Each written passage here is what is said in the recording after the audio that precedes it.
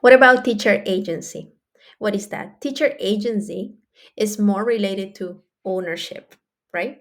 And with ownership, we know like we own a rock, we own a prior, we own a project, right? With ownership comes a degree of confidence and decision making processes.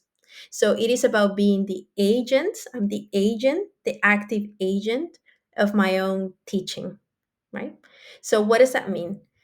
Specifically, it's related to autonomy, empowerment, and responsibility. So, autonomy about what? So, it is the degree of control that teachers have over their instructional practices, their teaching practices. Today, I'm going to play a game with my students.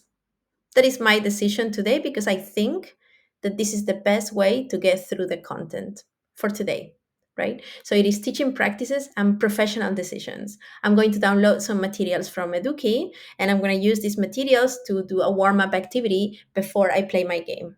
Right? So I make my own decisions, my own professional decisions. I'm able to do that.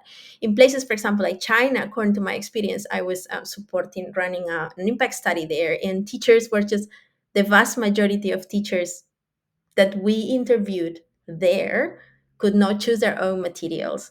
They had to follow the books, right? So this is a little bit of an obstacle to autonomy, to agency, right? So that is the first one. The second one is empowerment. What does empowerment mean? This is what we say, right? This is part of our brand. We empower teachers to, etc. So it's the teacher's sense of being capable of affecting change and having a voice in teaching or educational matters. Like as a teacher, I feel like I am capable of actually making a change in the world.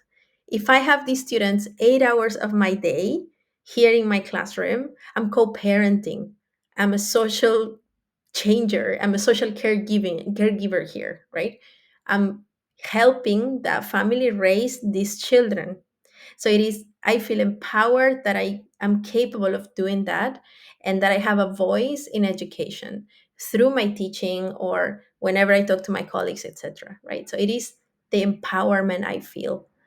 But it's also the responsibility. With that comes responsibility, right? Which is related to the willingness, the ability to take charge of my own professional development and to adapt to new challenges.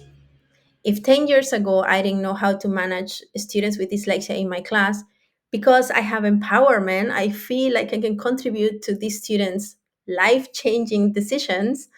I have to go and study a postgraduate degree on inclusion because I have these students and it's my responsibility to get better at what I do in order to support these people.